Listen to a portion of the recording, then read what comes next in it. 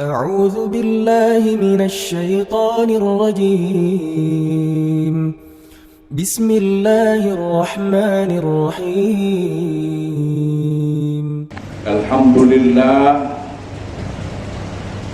الحمد لله الذي أنعمنا بنعمة الإيمان والإسلام والإحسان وفرض الله تعالى علينا بالصلاة والزكاة والحج والصيام.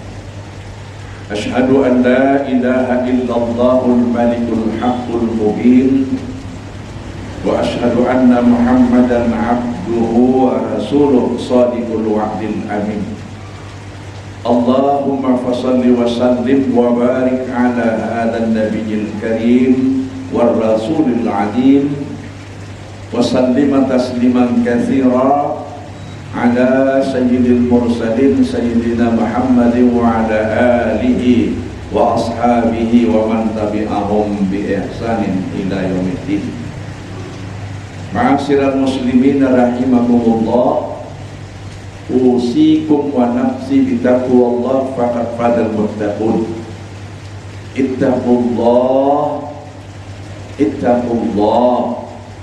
Ittaqullaha haqqa tuqatih wa la tamutunna illa wa antum muslimun. Wa'lamu anna hadhihi dunya faniyah wal akhiratul baqiyah. Faqala Allah Ta'ala fi kitabil karim, a'udzu billahi minasy syaithanir rajim. Bismillahirrahmanirrahim. Falamma balagha sa'ya ma'ahu qala ya bunayya inni ara fil manami anni asbahuka fandur madza tara. Qala ya abati fa'al ma tu'mar satajiduni insyaallahu minas sabirin. Sadaqallahu alazim. Summa qala Rasulullah sallallahu alaihi wasallam, man kana lahu sa'atun falam yudhi fala yaqrabanna musallana. Wa sadaqa Rasulullah Nabiyul Karim wa nahnu ala dzalika minasy syahidin wasyakirin walhamdulillahi rabbil alamin. Dan ketika usia anaknya sampai kepada batas baligh menjelang remaja, maka Nabi Ibrahim alaihissalam berdialog serta mengatakan, duhai anakku, aku mendapatkan perintah dari Allah melalui mimpi dalam tidurku untuk menyembelih engkau. Maka apakah jawabanmu? Ayah menunggu. Ismail, anak yang masih remaja ini, menjawab dengan tegas, duhai ayah, laksanakan perintah Allah itu, insya Allah saya sabar menjalaninya. Surah As-Saffat ayat 102, firman Allah dalam Al-Quran. Ayat ini saya liniarkan dengan sabda Rasulullah Muhammad SAW yang sangat terkenal, siapa yang ada kemampuan berkorban tetapi tidak berkorban, maka jangan mendekati mushola. Maha benar Allah dan benarlah Rasulullah. Jamaah salat Jumat Masjid Ar-Raudhah di dalam naungan Yayasan Pendidikan Safiatul Amaliyah, khususnya ayahanda pendiri dan pembina Yayasan Pendidikan Safiatul Amaliyah, Buya Dr. Andus Haji Supentas SIAKMM, tuan-tuan Bilal, tuan-tuan imam, pelaksana kegiatan ritual yang sakral yang kita hormati, dan dengan kegiatan itu kita bisa salat khusyuk tawadhu di Masjid Ar-Raudhah ini. Para jamaah, terutama anak-anak kami, para santri, siswa, dan para orang tua santri yang mungkin juga hadir bersama kita salat Jumat di Masjid Ar-Raudhah yang barokah ini, yang saya hormati, dan insya Allah semua kita mendapat rahmat dan ridho serta keberkahan dari Allah Subhanahu wa Ta'ala. Mari kita bersyukur kehadiran Allah Subhanahu wa Ta'ala dengan melafazkan kalimat tahmid dan tasyakur. Alhamdulillah wa syukrulillah. Hari ini kita sudah berada di bulan Dzulqa'dah, di pertengahan bulan Dzulqa'dah 1445 Hijriah, bersamaan dengan bulan Mei 2024 Miladiah.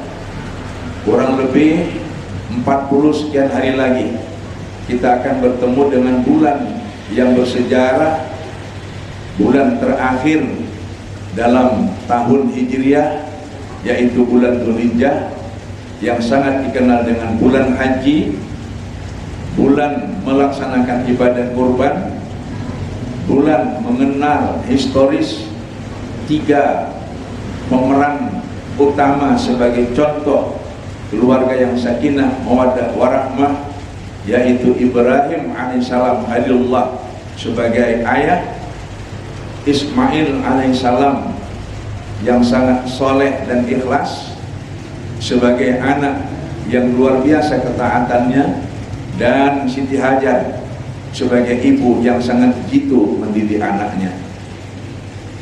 Seiring dengan rasa syukur ini, mari kita ucapkan salawat dan salam keharibaan junjungan kita Rasulullah Muhammad sallallahu alaihi wasallam. Allahumma shalli ala sayyidina Muhammad wa ala ali sayyidina Muhammad. Meski saya sudah menyampaikan wasiat takwa dalam mukaddimah khutbah ini dengan bahasa Arab, saya ulang kembali, mari kita tingkatkan ketakwaan kita kepada Allah Subhanahu wa taala. Karena sesungguhnya orang-orang yang paling bertakwa itulah yang paling mulia di sisi Allah Subhanahu wa taala. Inna akramakum 'indallahi atqakum. Sesungguhnya orang-orang yang paling mulia di antara kamu adalah orang yang paling bertakwa. Kita bersyukur hari ini dapat berjumpa melaksanakan sholat fardu Jumat yang satu paket dengan khutbah dengan tema ajaran Islam dengan ibadah kurban mencetak anak yang soleh, atau ibadah kurban dan pendidikan anak soleh. Dalam ajaran Islam, ibadah kurban hukumnya adalah sunat muakkad, yaitu hampir mendekati wajib. Rasulullah Muhammad SAW bersabda, sebagaimana hadis yang saya sebutkan di depan tadi, siapa yang mampu berkurban tapi tidak berkurban, tidak usah mendekati musholla. Dalam Al-Quran surah Al-Kautsar juga Allah menegaskan, Bismillahirrahmanirrahim, Inna a'tainakal kautsar fasholli li rabbika wanhar inna syani'aka huwal abtar. Sadaqallahu adzim. Sungguh telah banyak nikmat aku berikan kepada engkau ya Muhammad, dan ayat itu dihitab kepada kita sebagai umatnya. Maka laksanakanlah sholat, yaitu sholat Idul Adha, dan sembelilah kurban.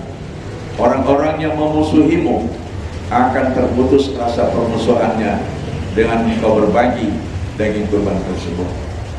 Jamaah Jumat yang dimuliakan Allah Subhanahu wa taala, berkurban dalam ajaran Islam meskipun hukumnya sunat muakkad, tetapi sangat dianjurkan.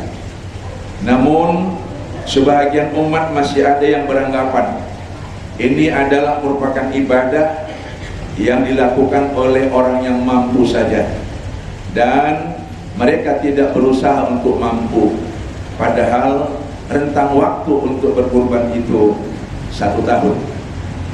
1 tahun dalam hitungan tahun Masehi 365 hari. 1 tahun dalam hitungan tahun Hijriah 354 hari.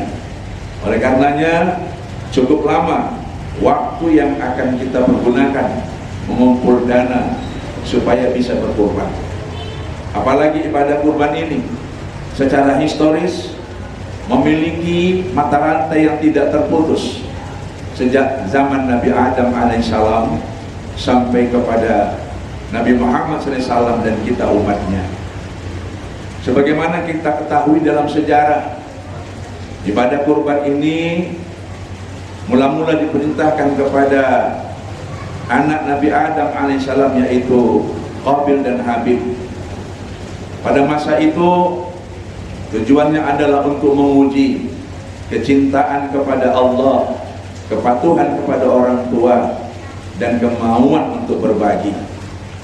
Tapi nyatanya Habil sebagai peternak yang tulus dan ikhlas mengorbankan domba yang mulus dan bagus, sementara Qabil yang memang suka hidup mewah tetapi tidak dekat kepada Allah dan patuh kepada orang tua, apalagi punya hasrat untuk menikahi adik selahir seperut Iklimah, maka dia berkorban asal-asalan dengan anggapan ini adalah sesuatu yang sifatnya hanya anjuran. Realita historis ketika itu menunjukkan Allah Subhanahu wa Ta'ala menerima ibadah kurban Habil karena ikhlas, dan menolak ibadah kurban Qabil karena hanya hampa atau gandum. Inilah yang menyebabkan Qabil kemudian emosi, dipicu rasa cemburu karena mungkin tidak memperoleh apa yang diinginkan, yaitu menikah dengan Iklimah, saudara seperut sekandung ketika lahir. Yang menurut syariat ketika itu tidak boleh, hanya boleh kawin silang, yaitu dengan yang seperut selahir dengan Habil yang bernama Labda. Oleh karena itulah sejarah kelam ini kemudian membuat bumi menjadi merah karena pertumpahan darah. Saudara kandung membunuh saudaranya sendiri. Itulah Qabil membunuh adiknya Habil. Dengan demikian kita sangat memahami betapa pentingnya kepatuhan kepada Allah, nurut kepada orang tua, dan mau berbagi atas apa yang kita cintai, supaya yang muncul adalah rasa persaudaraan dan kasih sayang. Begitulah selanjutnya sampai kepada kita. Mata rantai ibadah kurban itu tetap ada di zaman Nabi Muhammad SAW. Beliau pernah berkurban 1 ekor domba, tapi juga pernah dan berkali-kali berkorban dengan beberapa ekor hewan kurban. Bahkan tercatat 100 ekor. Beliau langsung menyembelih 63 ekor, dan 64 sampai yang ke 100 diwakilkan atau didelegasikan kepada menantunya Ali bin Abi Thalib radhiyallahu anhu. Namun ini jarang diungkap dalam sejarah, sehingga masyarakat selalu mengambil kesimpulan berkurban itu 1 ekor pun cukup untuk 1 keluarga. Padahal dalam ilmu fikih ini boleh, tetapi untuk yang memang kemampuannya minimal. Kalau umpama kendaraan kita mungkin kelasnya ekonomi karena kemampuan kita terbatas, tapi kalau kita orang yang mampu, kenapa tidak mengambil kelas bisnis, bisa berkorban 1 ekor onta setara dengan sapi di sini, dan mungkin 1 di Medan, 1 di Tanah Karo, 1 di Kabanjahe, 1 di tempat lain, itu boleh-boleh saja. Hadirin jamaah Jumat yang dimuliakan Allah Subhanahu wa Ta'ala, kembali kepada ibadah kurban di zaman kita, di mana sejarahnya bermula dari Nabi Ibrahim alaihissalam yang kemudian disyariatkan kepada Nabi Muhammad SAW. Menurut ayat 102 surat As-Saffat yang saya bacakan tadi, Nabi Ibrahim alaihissalam menyampaikan perintah Allah dan masih menunggu pendapat anaknya. Tapi ternyata anaknya Ismail menjawab dengan tegas dan lugas, "Ya abatif al-matumar, satajiduni insyaallah minas sabirin." Ayah, laksanakanlah perintah Allah itu, insyaallah saya sabar menghadapinya. Dialektika Ibrahim sebagai ayah dengan anaknya Ismail memperlihatkan Ismail begitu tegas dan ikhlas menyediakan dirinya untuk disembelih demi kepatuhannya kepada Allah Subhanahu wa Ta'ala yang memerintahkan Ibrahim ayahnya untuk menyembelih dirinya Ismail, sehingga korban sebenarnya secara hakiki itu adalah Ismail. Luar biasa sikap rohaniah dan mentalitasnya dalam usia relatif remaja, namun memiliki kesolehan yang luar biasa, extraordinary, melebihi orang seusia. Pertanyaannya adalah, siapa yang mendidiknya? Pertama. Yang kedua, apa metodologinya? Dan yang ketiga, apa aplikasinya? Jamaah Jumat yang dimuliakan Allah Subhanahu wa taala. Jawabannya adalah, pendidiknya adalah ibunya, Siti Hajar. Peran ibu sangat besar hikmahnya mendidik anak yang soleh. Ibu memiliki kodrat mendidik, mengajari dan menyayangi anak secara educational. Maka oleh karena itu, peran ibu harus kita apresiasi dan kita berikan kepada mereka sesuatu yang menunjukkan mereka adalah penunjuk jalan ke surga. Al-jannatu tahta aqdamil ummahat. Yang kedua, metodenya adalah menjauhkan anak dari kesenangan duniawi secara berlebihan melalui pembiasaan hidup qanaah, yakni merasa cukup dengan apa yang ada sesuai dengan kebutuhan atau need, bukan menuruti keinginan atau kemauan, wants. Menikmati fasilitas tanpa batas sehingga hidup terlalu bebas akhirnya dapat membuat anak-anak menjadi malas dan berjiwa keras. Maka perlu ada batas kita memberikan fasilitas kepada anak, yaitu yang dibutuhkan dirinya saja, agar tidak membuat manja dan suka-suka secara arogan sehingga kadangkala bisa melawan atau durhaka kepada orang tua. Yang ketiga, oleh sebab itulah aplikasinya kita perlu semenjak anak-anak masih kecil atau sejak dini harus dididik melakukan perbuatan-perbuatan sosial yang bermuatan peduli kepada sesama, mau saling berbagi, hormat menghormati, dan rela miliknya berkurang demi untuk membantu kawannya. Sehingga dengan demikian orang-orang yang lemah bisa tertolong, dan ini akan membuat anak-anak terbiasa untuk berbagi dan suka kepada teman yang lemah, tidak merendahkannya.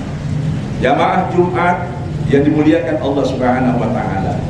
Di Jepang, guru-guru para pendidik tidak khawatir kalau muridnya kurang pintar pelajaran matematika. Akan tetapi mereka sangat khawatir apabila muridnya kurang atau tidak memiliki etika atau akhlakul karimah. Seperti mau berbagi, terbiasa antri, menghormati orang lain, dan tidak sombong dengan apa yang dia punya, padahal mungkin sekali bukan dia yang punya karena masih milik orang tuanya. Tetapi kadangkala lebih sombong lagi anak terhadap apa yang dimiliki orang tua karena orang tua memberikan fasilitas terlalu berlebihan. Oleh karena itulah cara mendidik anak yang soleh, membiasakan sejak dini untuk mampu berbagi kepada sesama, dan pada hari-hari tertentu mereka dibiasakan untuk melihat orang-orang yang strata ekonominya berada di bawah dirinya. Luqmanul Hakim mendidik anaknya seperti itu. Setelah sekian lama dia heran kenapa anak-anak ini terlalu sulit untuk diajarkan akhlakul karimah. Kuncinya adalah suka melihat ke bawah, tidak sering memandang ke atas sehingga lupa kepada rumput yang di bumi. Semoga khutbah ini berkesan di hati kita dan bisa kita aplikasikan mendidik anak-anak kita untuk berbagi kepada sesama, khususnya pada tahun 1445 Hijriah ini dengan ibadah kurban. Apalagi pendidikan kita ini adalah pendidikan yang bertaraf internasional, maka anak-anak kita sudah boleh kita didik sejak dini. Terima kasih, semoga bermanfaat. A'udzubillahi minasyaitonirrajim. Bismillahirrahmanirrahim. Walau anna ahlal qura amanu wattaqau la fatahna 'alaihim barakatin minas sama'i wal ardh walakin kadzabu fa asnahum bima kanu yaksibun. Sadaqallahul adzim. Apabila beriman dan bertakwa penduduk satu negeri, maka Allah akan limpahkan barokah dari langit dan bumi. Kalau mereka ingkar kepada Allah, maka azab Allah sangat berat akan menimpa mereka nanti. Surah Al-A'raf ayat 96 firman Allah dalam Al-Quran. Barakallahu li wa lakum wa ma fil Qur'anil azim wa nafa'ani wa iyyakum bima fihi minal ayati wa dzikril hakim. Aqulu qawli hadza wa nastaghfirullahal azim li wa lakum wa li walidayya wa li walidaykum wa li sa'iril muslimin wal muslimat wal mu'minina wal mu'minat fastaghfiruh innahu huwal ghafurur rahim.